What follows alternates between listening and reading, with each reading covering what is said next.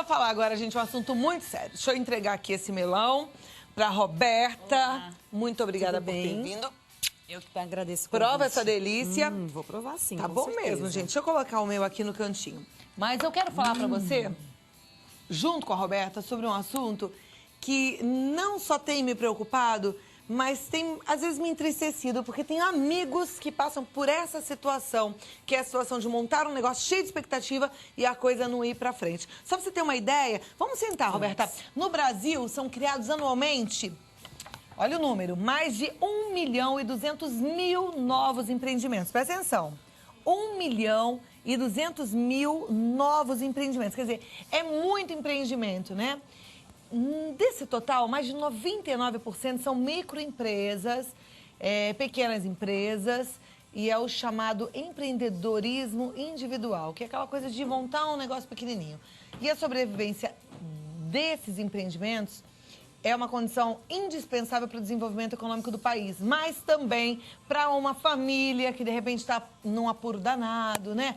Para às vezes até a pessoa sozinha mesmo, conseguir sair da situação que ela se encontra. E o sucesso do negócio não pode ser atropelado porque o empreendedor está sem conhecimento ou porque está com muita ansiedade. Então, os tropeços podem fazer parte de tudo isso, mas a gente tem que tomar cuidado para não deixar o negócio naufragar. E é por isso que a gente hoje vai falar sobre esses erros mais comuns. E a Roberta Olmetec, que é especialista em planejamento financeiro, familiar e empresarial, está aqui comigo.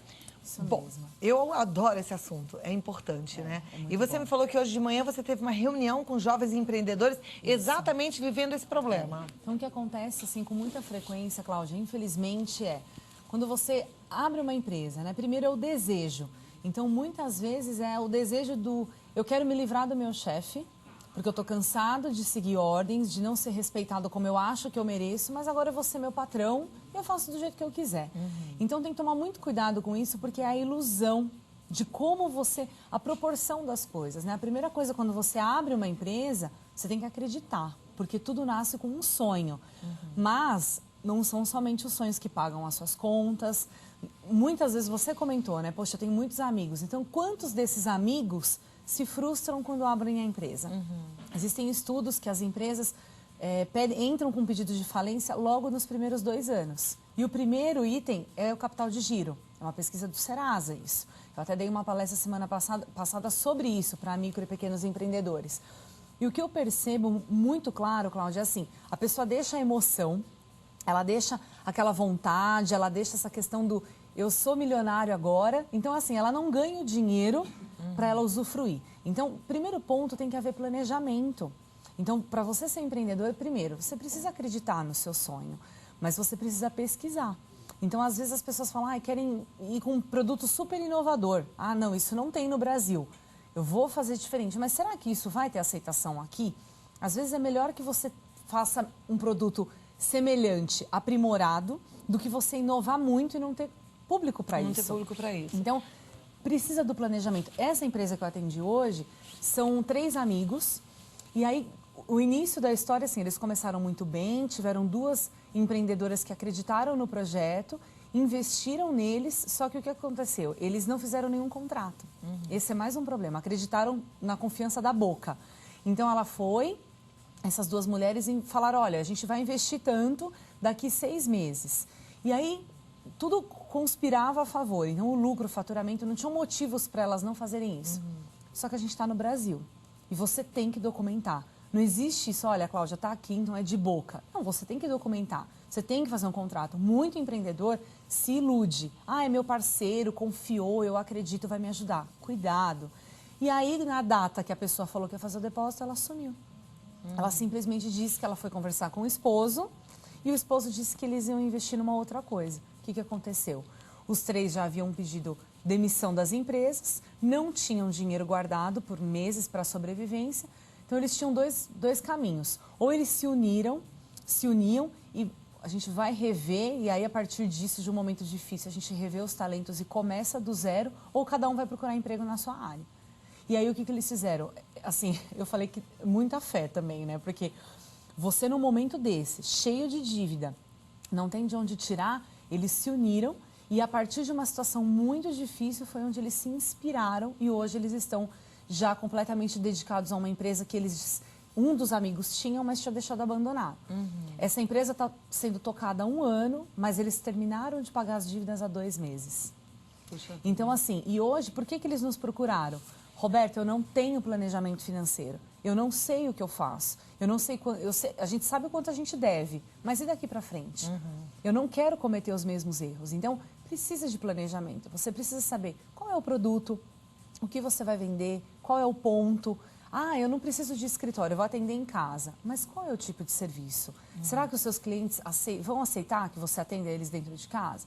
Hoje está muita moda, né, Cláudia, essa questão do, onde você trabalha? Home office. Mas, peraí, né, você precisa fazer um estudo. É um ponto muito importante do brasileiro, a falta do planejamento em todas as áreas. Eu vou viajar no feriado. Pega o dinheiro lá que está na conta. Mas será que o dinheiro que estava na conta não era para você pagar os funcionários essa semana? E você desintegrou esse valor e vai usar o limite para pagar as contas? Outro erro que você com certeza já deve ter ouvido falar é mistura a conta da pessoa física com a conta da jurídica. Deixa tudo num bolo só. Então, assim, mas quanto custa você como Roberta, física, e quanto custa a Almeotec? Então, aí tem pessoas que me perguntam, Roberta, mas eu não tenho Prolabore, eu nunca terei. Então, assim, a primeira dica, se a sua empresa já está andando, caminhando, você precisa saber o quanto você custa.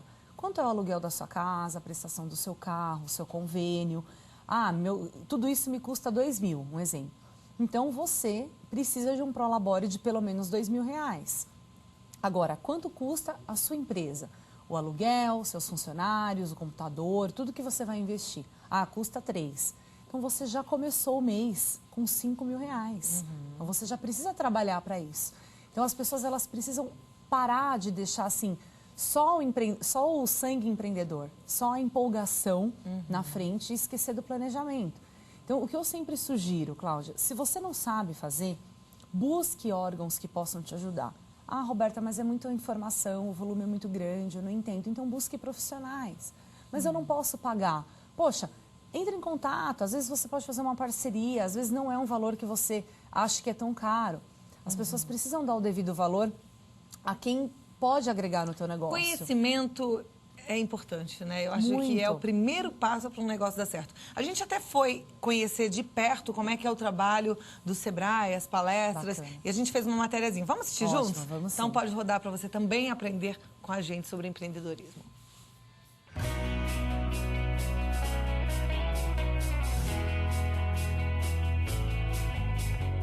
Eu sou a Ana Carolina de Oliveira, eu sou gerente regional do Sebrae aqui na Zona Sul da capital paulista. O Sebrae é o serviço de apoio às micro e pequenas empresas. Ela é uma entidade privada sem fins lucrativos. O Sebrae existe há mais de 40 anos. Diferente do que boa parte da população entende, o Sebrae não é um órgão público. E a gente tem uma missão que é a missão de desenvolver a competitividade das micro e pequenas empresas, fomentar o empreendedorismo e, desta forma, alavancar toda a economia do país.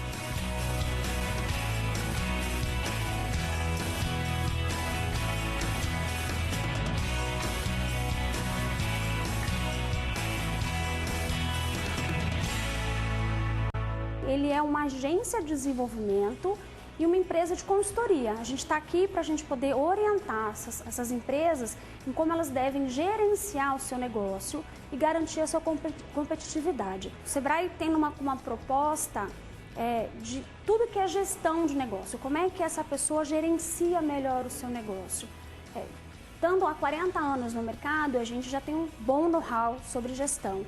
Então, desde que quando a gente vai abrir a nossa empresa e escolher a melhor configuração dessa pessoa jurídica, qual é os tipos de impostos que essa empresa vai ter que recolher, como é que ele acompanha o trabalho do contador, como é que ele vai começar a formar o preço dele de venda, como é que ele vai pesquisar o mercado, todas as ferramentas de gestão que podem aportar ou significar desenvolvimento para aquela empresa, o Sebrae detém a tecnologia.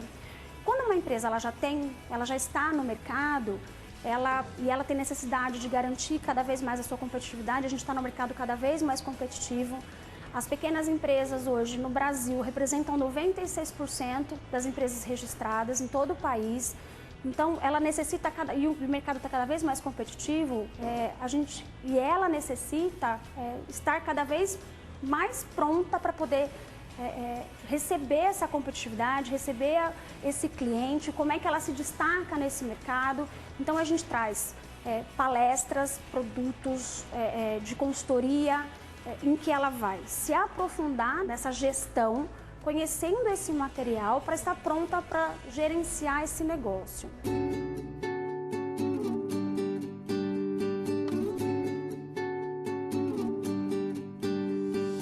Então veja que os serviços e produtos do Sebrae, elas têm um custo zero para a empresa ou para quem quer empreender.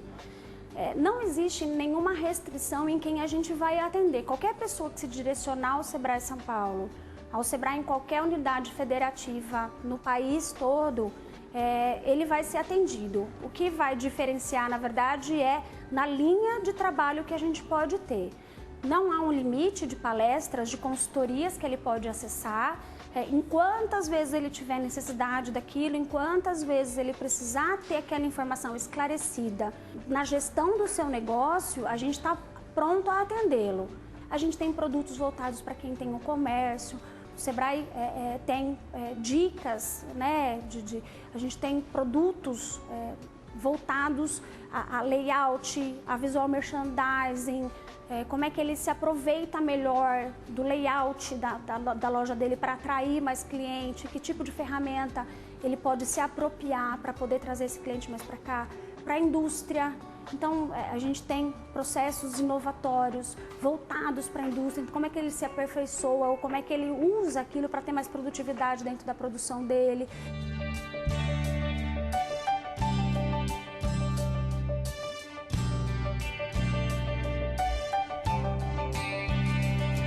Uma coisa que vale dizer é de que a gente está aberto para qualquer tipo de negócio, qualquer tipo de dúvida que esse empreendedor pode ter.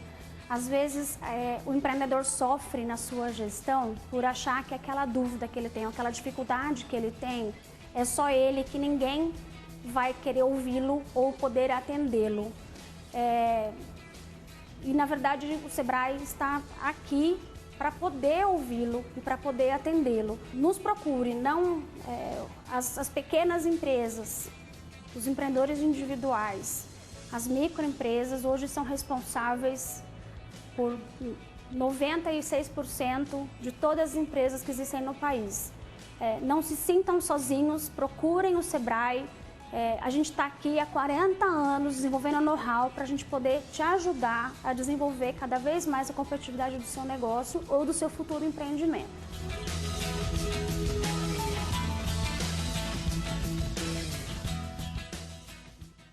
Muito bom, né? Aprender é importante. Você não pode começar um negócio que você tem todo o seu sonho projetado nele e tudo, assim, com pouco conhecimento. A gente estuda para trabalhar numa empresa, não é verdade? A gente presta concurso para conseguir um emprego público. Isso tudo demanda horas de estudo. Por que não você se envolver para fazer o seu negócio dar certo? Então, o primeiro passo para você não errar é você estudar, entender um pouco o negócio em si, entender um pouco como é que você faz aí com dinheiro, com capital. E a gente ainda vai aprender mais com a Roberta Almetec daqui a pouquinho.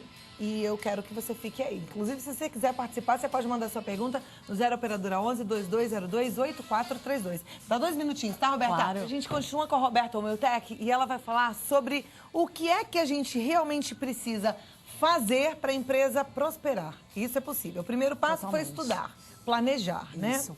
Segundo, Precisa colocar tudo na ponta do lápis, Cláudia. Então, assim, quanto vai te custar isso, né? Então, precisa fazer uma pesquisa de mercado, quem são seus concorrentes, o que dá certo, o que não dá, qual é o capital que você tem, qual é o investimento você inicial. falou aí no bloco anterior, o erro mais frequente é a falta de capital de giro. O que é isso? É o dinheiro.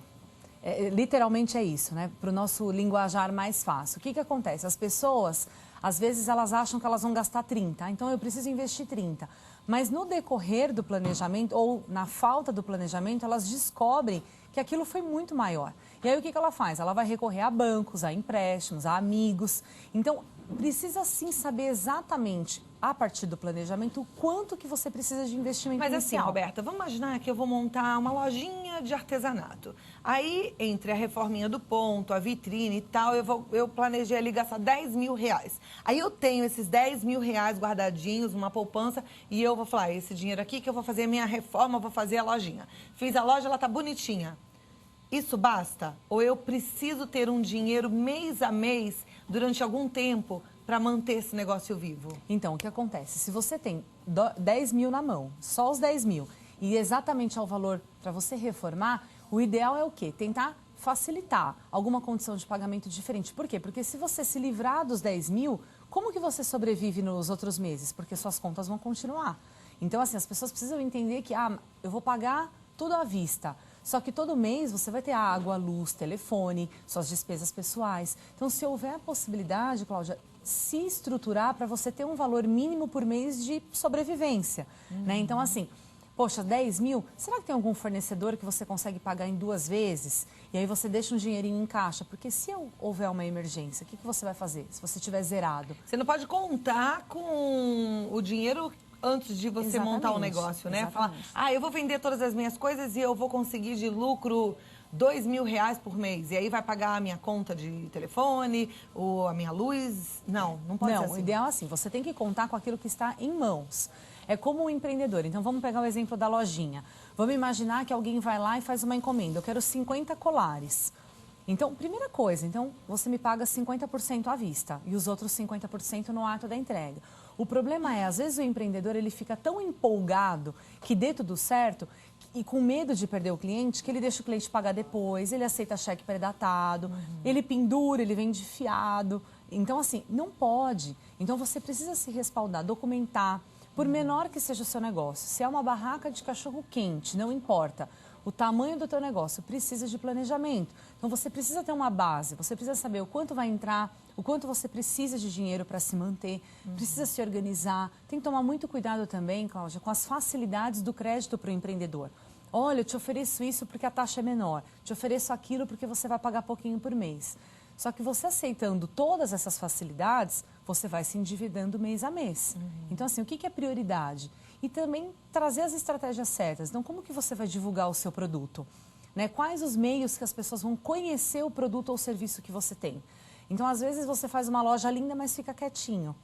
Como que as pessoas vão saber? Então, você vai fazer panfleto, você vai avisar as redes sociais, você vai avisar os seus amigos. Mas eu sou tímido.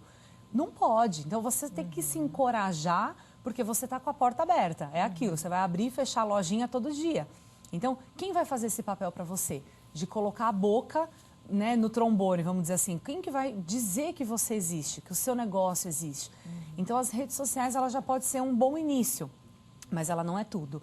A rede social, ela ajuda para você propagar. Você vai fazer propaganda, você vai divulgar. Poxa, eu estou sem dinheiro. Então, liga para os seus amigos, liga nas empresas que você já trabalhou.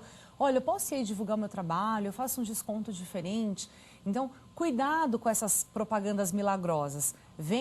Do tipo, vem aqui, contrate o meu serviço, pague X por mês que eu vou te dar tanto de lucro em cliente. Cuidado, aquele ditado de vó, né? Quando a esmola é demais, você tem que desconfiar. Trabalhar dá trabalho, então precisa de planejamento, requer muitas horas de dedicação. O primeiro ano, dependendo do negócio, até o segundo ano, você vai trabalhar muito mais do que você trabalhava antes. Então precisa ter foco, Cláudia, precisa de dedicação. Olha, ouviu bem? Muita coisa. Primeiro ano você vai trabalhar muito mais do que você trabalhava antes. Não existe essa coisa de você falar assim, agora eu sou dono do meu próprio nariz, agora eu posso viajar toda sexta-feira, agora eu não preciso mais trabalhar sábado, agora eu não faço mais hora extra. Não, é ao contrário. Né? Sim, exatamente. Começar o seu negócio vai ter que se dedicar muito mais, pelo menos nos primeiros anos, a esse negócio. Cada negócio tem um tempo de maturidade. E às vezes, Cláudia, o que acontece? Eu abro uma loja no mesmo segmento da minha amiga, só que estamos em bairros diferentes e temos condições financeiras diferentes. Então, cuidado ao se comparar com o do vizinho. Né? Aquela coisa, a grama do vizinho é mais bonita, mas você pode pagar um preço por isso. Então, quantas pessoas... mas o meu amigo tem há 10 anos uma loja X, eu abri o meu negócio. E você já quer viver ou se comporta como aquele que já está à frente. Então, tudo tem o seu tempo, o empreendedor precisa aprender o tempo de maturidade do seu negócio, a fase do seu negócio, para ele não se frustrar. Agora, pela sua experiência, Roberta, tem muita gente que desiste. Fala, eu já estou com essa loja há 1 ano, já estou indo para o 2º ano e ela ainda não está dando dinheiro. Ela simplesmente se paga. Eu não estou no vermelho, mas eu não estou recebendo nada. Essa pessoa, às vezes, desiste. Ela deve desistir ou, passando uma fase, as coisas tendem a melhorar? Olha, Cláudia, assim, eu vou falar por mim e pela Homeotec, né? Eu não desisto fácil. Né? O que eu sempre digo, não, nós já temos. Nada é fácil. A gente tem que ter sempre na nossa vida pessoas de referência, empresários de referência. E qualquer história de empresários de sucesso, ele trabalhou muito para estar onde ele está hoje. Então, se você desistir fácil, você desiste desse negócio. Por mais que você abra um outro, você corre o mesmo risco. Então, eu acho assim, tente todas as possibilidades, todas. Se todas se esgotaram e mesmo assim você não viu diferença, aí você pode repensar. Mas eu acho que as pessoas têm que tentar. Eu vejo hoje, pelas palestras, por tudo que eu venho acompanhando voltado ao empreendedorismo, desiste-se muito fácil. Então, a pessoa, por exemplo, saímos de um feriado de 4 dias, né? E eu ouvi de um empreendedor na quarta-feira, poxa, mas você vai dar uma palestra na véspera do feriado, ninguém virá. Eu falei, claro que virá. As pessoas que precisam e que não podem gastar, virão. Eu não poderia gastar, mas eu preciso passar o feriado em tal lugar. Tem que parar com essa mania, você não precisa. Né? O que é prioridade? É que o seu negócio seja saudável e você aproveite os próximos feriados ou que você viva emoções. Eu vou curtindo os feriados e depois eu vou no banco e pego um empréstimo. Então, eu vejo que hoje o ser humano desiste muito fácil. E as coisas não são assim. Eu acho que você tem sim que persistir, acreditar, buscar alternativas, meios, pedir ajuda mesmo. Vai, fala com um amigo que é empresário, olha, posso divulgar o meu produto dentro da tua empresa para os seus funcionários. As pessoas querem as coisas muito fáceis também. Então, a pessoa quer acordar meio-dia, ir para a academia, trabalhar das 4 às 6, mas ela quer ter um bom salário. Peraí, você tem que acordar cedo, você tem que enfrentar o trânsito, para num determinado momento você usufruir dos frutos daquilo que você plantou. Então, eu sou muito assim, eu tenho uma teoria que você colhe aquilo que você planta. Então, se você plantar num ritmo de que você vai trabalhar 2, 3 horinhas por dia, você vai colher frutos proporcionais àquilo que você está fazendo.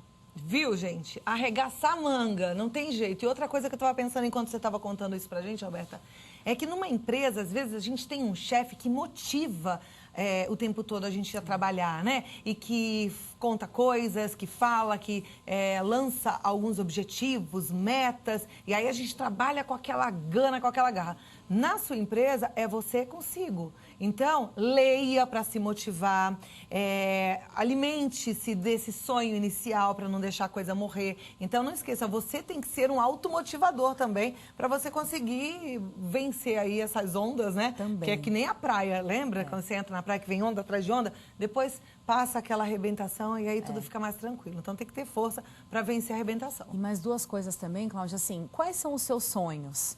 Isso é o que mais vai te inspirar. Então, nós ainda estamos em junho. Você tem 6 meses pela frente. Então, o que você ainda quer conquistar esse ano? É isso que vai te motivar a acordar todos os dias, né? Pode parecer uma coisa simples, mas é verdadeira. Esteja próximo de pessoas que te fazem bem, né? Esteja longe de gente negativa, de gente pessimista, de gente que fica falando mal dos outros. Filtre suas amizades. Porque, assim, quando você abre uma empresa, é muito difícil você ter pessoas que te incentivem. São raros os casos. Ao contrário, você é louco, você não devia fazer isso e não vai dar certo. Então, assim, foca. Qual é o seu sonho? É esse? Arregace as mangas e trabalhe. Não fica olhando para a esquerda, para a direita, ouvindo comentários negativos, porque isso vai te desestimular. Então, assim, você precisa estar também ao redor de pessoas que te fazem bem, que queiram o seu bem. E se forem poucas, não tem problema. É melhor poucas que te deixem para cima do que muitas que você fique trancado em casa sem vontade de trabalhar. Então, busque também coisas que te façam bem. E São Paulo tem um monte de coisa baratinha e até coisas que não cobram que você pode se distrair. Então, isso não é desculpa. Eu preciso viajar. Tem muita coisa boa. Vamos caminhar no parque, né? Não é só em São Paulo. O Brasil é maravilhoso. Isso mesmo. E olha, às vezes a gente se diverte em casa com papel e uma caneta na mão. Isso aí. Vai jogar um buraquinho com os amigos, com a família, tá tudo certo, não gasta dinheiro. Roberta Homeotec, especialista em planejamento financeiro, familiar e empresarial. Ela está no site www.homeotec.com.br. Omeutec, Roberto Omeutec lá no Facebook. E o telefone é 0 operadora 11 2898 9735. Tem que planejar e não desistir, viu? Isso mesmo, Muito Cláudia. obrigada. Obrigada, viu? Vamos mais vezes voltar para falar de mais sim. coisas, Com tá bom? certeza.